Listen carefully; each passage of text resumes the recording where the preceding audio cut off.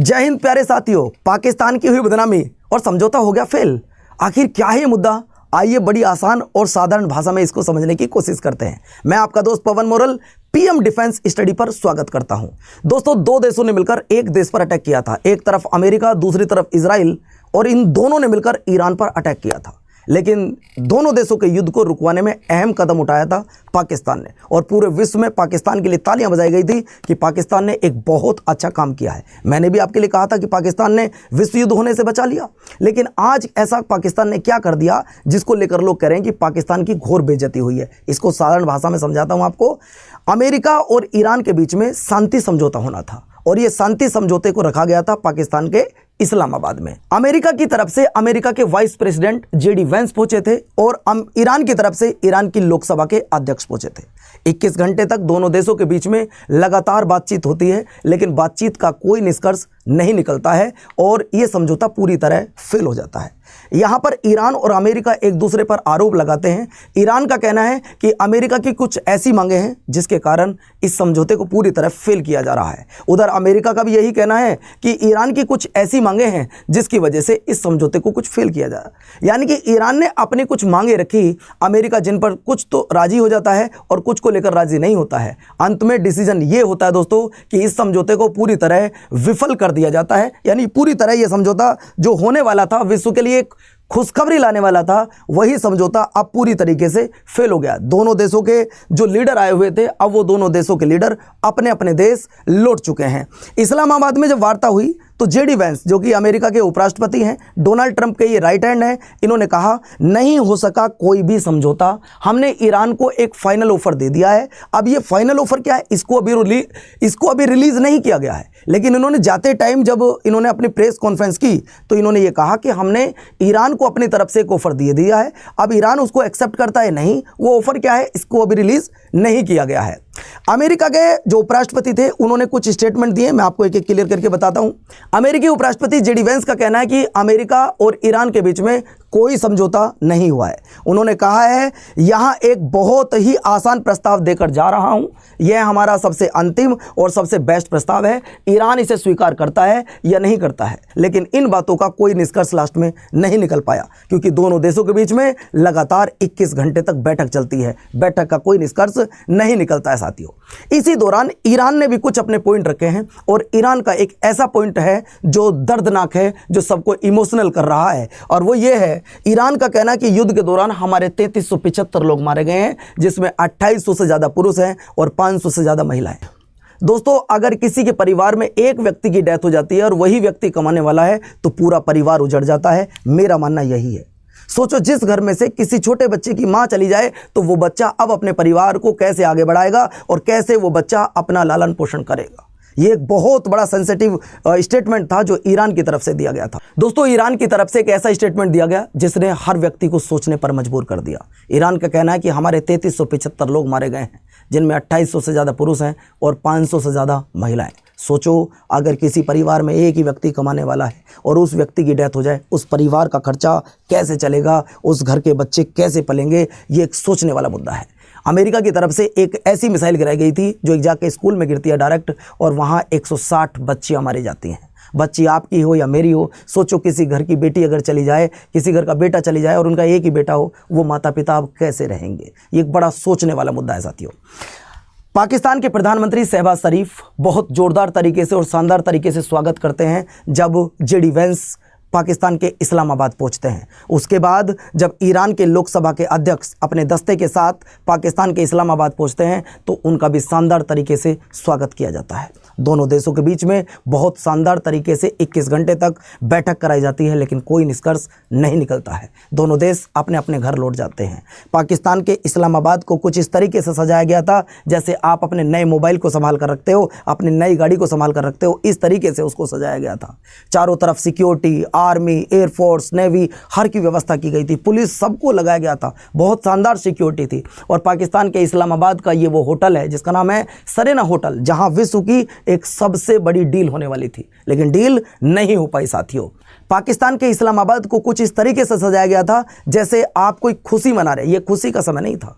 आपने विश्व युद्ध को रुकवाने में लगभग मदद की है, आपका बहुत बहुत धन्यवाद था। लेकिन एक उस देश का जिसके लिए आपके यहाँ पर खुद आवाज़ उठाई गई थी, ईरान का सर्वोच्च लीडर मारा गया था और आप जगह जगह होल्डिंग लगवा रहे थे। पाकिस्तान में जैसे ही ये मीटिंग फेल होती है, लोग वहाँ के लोग होल्डिंग उखाड़ना शुरू कर देते हैं। ये वही पाकिस्तान के लोग हैं जो कह रहे थे कि पाकिस्तान के प्रधानमंत्री शहबाज शरीफ को नोबेल पुरस्कार मिलना चाहिए। इन्होंने विश्व में शांति कायम करने के लिए एक बहुत बड़ी मीटिंग ऑर्गेनाइज की है, मीटिंग भी फेल हो गई और आपके ही लोग ये देखो 3 घंटे 4 घंटे बाद आपकी होल्डिंग को उखाड़ उखाड़ के ले जा रहे हैं। ये कोई शादी विवाह का प्रोग्राम नहीं था कि आपने होल्डिंग लगवाए, वो आपकी मर्जी थी, आपने अच्छा काम किया, आप 2 देशों के बीच में युद्ध विराम करवा रहे थे। लेकिन दोस्तों ये बिल्कुल सही नहीं था, वहाँ के लोग 3 घंटे बाद होल्डिंग उखाड़ उखाड़ के ले जा रहे हैं।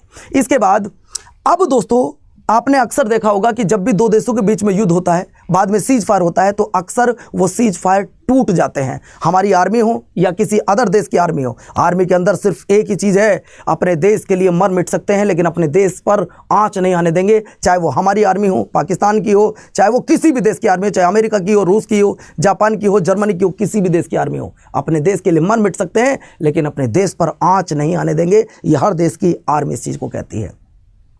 अगर ऐसा हुआ, सीज फायर टूट गया, तो सीज फायर टूटने के बाद भारत पर इसका इंपैक्ट क्या पड़ेगा, भारत की इकोनॉमी इस पर क्या प्रभाव पड़ेगा। हो सकता है दोस्तों जैसे हमारे यहाँ पर गैस सिलेंडर पहले आपने देखा होगा 900 रुपये का सिलेंडर लोगों को 4-4, 5-5 हज़ार रुपये का मिल रहा है। हो सकता है अगर फिर ऐसी हो गया तो महंगाई बढ़ सकती है और अगर इसे बंद किया गया तो फिर से महंगाई बढ़ सकती है और भारत पर भी इसका इंपैक्ट पड़ सकता है। हो सकता है जैसे दोस्तों आप सभी जानते हैं कि गैस को स्टोर करके नहीं रखा जा सकता और गैस को लाया किस रास्ते से जाता है, सर स्ट्रेट ऑफ हॉर्मुज़ से। अगर उसको फिर से रोक दिया गया तो हमारे यहाँ पर इसकी किल्लत फिर से हो सकती है। ये प्रभाव भारत पर पड़ सकता है और कई अदर कंट्रियों पर भी इसका प्रभाव पड़ सकता है।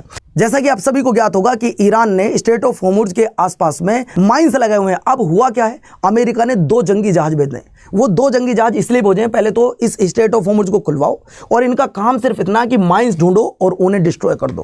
क्योंकि एक माइंस, 2 तरीके के माइंस होते हैं। एक वो माइंस जो पानी के ऊपर तैर रहा है, जहाज से टकराएगा, खत्म कर देगा। कई बार ऐसा हो सकता है कि जहाज की रडार उसे देख के बता दे कि सामने बम है तो वो उसे बच जाए। लेकिन एक वो होता है माइंस जो पानी से लगभग 3 फुट 4 फुट नीचे रहता है और वहां रडार काम ना कर पाए तो वो जहाज उड़ सकता है। एक जहाज का उड़ने का मतलब है लाखों करोड़ों रुपए का नुकसान हो जाना। यहां अमेरिका एक अच्छा काम कर रहा है और ईरान की एक बिल्कुल गलत बात है कि उसने स्ट्रेट ऑफ हॉर्मुज़ पर बॉम्ब लगाए हुए हैं, यानी कि वहां पे माइंस बिछाए हुए हैं। इसके बाद दोस्तों जैसा कि आप सभी को पता होगा, जब सीज फायर हुआ था तो ईरान ने 10 मांगे रखी थी अपने, और वो 10 मांगे क्या हैं मैं उनको बिल्कुल सिंपल और साधारण भाषा में आपको समझाने की कोशिश करता हूं। तो दोस्तों ईरान की क्या वो 10 मांगे हैं, इनको बिल्कुल सिंपल और साधारण भाषा में समझने की कोशिश करते हैं। पहला पॉइंट है कि अमेरिका और ईरान के बीच अहिंसा समझौता, मतलब अगर ये युद्ध खत्म हो जाता है तो अमेरिका ईरान पर फिर कभी अटैक नहीं करेगा। दूसरा पॉइंट, हॉर्मुज़ जलडमरू पर ईरान का नियंत्रण जारी रहेगा। वैसे ये ईरान का कहना बिल्कुल गलत है, ऐसा तो है नहीं कि वो ईरान का ही कब्जा क्यों रहेगा और ईरान ने वहाँ पर माइंस बिछाई हुई हैं, ये भी ईरान का पॉइंट गलत है। तीसरा, ईरान के परमाणु संवर्धन अधिकारों की मान्यता, शायद इस पर अमेरिका मानता या नहीं मानता वो समय बताएगा। अगला पॉइंट, सभी प्राथमिक अमेरिकी प्रतिबंधों को हटाना, यानी कि अमेरिका ने ईरान पर बहुत सारे प्रतिबंध लगाए हुए हैं, उनको हटाया जाए। अगला पॉइंट, तीसरे पक्ष के देशों को प्रभावित करने वाले सभी द्वितीयक प्रतिबंधों को हटाना। जैसे आप सभी को जानकारी होगी भारत इस समय तेल कहां से खरीदता है, पहले तो रसिया से खरीदता था, लेकिन FTA के बाद, फ्री ट्रेड एग्रीमेंट के बाद भारत तेल खरीद रहा है अमेरिका से और वेनेजुएला से। यानी कि भारत को भी ये बात कही जाए कि वो अब हमसे तेल खरीद सकता है। ऐसे बहुत सारे देशों पर जहां अमेरिका ने प्रतिबंध लगाया हुआ है उस प्रतिबंध को हटाया जाए। अगला, ईरान के खिलाफ संयुक्त राष्ट्र सुरक्षा परिषद में जो प्रस्ताव लाए गए हैं उन्हें रद्द किया जाए। जैसे अभी आपको पता होगा कुछ दिन पहले ही UN में बहरीन के द्वारा एक प्रस्ताव, रेजोल्यूशन लाया गया था जिसका नंबर शायद 2817/2026 था, उनको पूरी तरह रद्द किया जाए। शायद अमेरिका इसको मान सकता है। अगला पॉइंट, अंतर्राष्ट्रीय परमाणु ऊर्जा एजेंसी बोर्ड के सभी प्रस्तावों को रद्द किया जाए। ईरान की क्षतिपूर्ति का भुगतान, मतलब ईरान में जो युद्ध के दौरान नुकसान हुए हैं उनकी भरपाई की जाए, ये ईरान की मांग है। इस क्षेत्र से अमेरिकी लड़ाकू बलों की वापसी, यानी कि अमेरिका के जो सैनिक वहां पर हैं उनकी वापसी अमेरिका में की जाए, वहां से उनको हटाया जाए। शायद अमेरिका इस पर ना माने। अगला पॉइंट, लेबनान में हिजबुल्लाह जैसे ईरान समर्थित समूह से जुड़े संघर्षों सहित सभी मोर्चों पर युद्ध विराम हो। ऐसा नहीं है कि इस सीज फायर में सिर्फ अमेरिका ईरान पर अटैक नहीं करेगा, इस पर यह भी होना चाहिए कि इजराइल लेबनान पर अटैक नहीं करेगा। इसके बाद होर्मुज़ के दोबारा खुलने से जुड़ा युद्ध विराम। अगर होर्मुज़ को दोबारा खोल दिया जाता है तो फिर युद्ध को पूरी तरह विराम दे दिया जाएगा। इसके बाद नेक्स्ट, लेकिन दोस्तों ये पीछे फोटो आप देख रहे होंगे, ये दिल दहलाने वाला फोटो है। ये लेबनान का फोटो है। इजराइल ने यहाँ पर अटैक किया, यानी कि सीज फायर होने के बावजूद भी अटैक किया, जबकि सीज फायर में ये साफ साफ था कि सीज फायर आप अमेरिका और ईरान के बीच में नहीं कर रहे हो। जहां पर ईरान समर्थित लोग हैं, जहां जो ईरान समर्थित लोग हैं, उन पर भी अटैक नहीं किया जाएगा। लेकिन लेबनान पर अटैक किया गया और वहां 2000 से ज़्यादा लोगों की डेथ हो गई और 6400 से ज़्यादा लोग इंजर्ड हो गए या घायल हो गए। तो साथियों, इसमें आपका क्या कहना है? आप मुझे अपनी कमेंट करके राय ज़रूर दीजिएगा। पाकिस्तान ने तो एक अच्छा कदम उठाया था, लेकिन ये मीटिंग सफल नहीं हो पाई। उधर जो अमेरिका के वाइस प्रेसिडेंट आए थे वो भी नाराज होकर वापस चले जाते हैं। जो ईरान के सुप्रीम लीडर आए थे, यानी कि वहाँ लोकसभा के अध्यक्ष आए थे, वो भी वापस चले जाते हैं। 21 घंटे मीटिंग चलती है, कोई डिसीजन नहीं निकलता है। अब आपका क्या कहना है? कमेंट करके ज़रूर अपनी राय दीजिएगा। लेकिन अगर ऐसा हुआ, सीज फायर का उल्लंघन हुआ, तो भारत पर भी इसका इम्पैक्ट पड़ सकता है। क्या इम्पैक्ट पड़ेगा? आप कमेंट करके अपनी राय ज़रूर दीजिएगा। चैनल को सब्सक्राइब ज़रूर कीजिएगा। जय हिंद, जय भारत साथियों।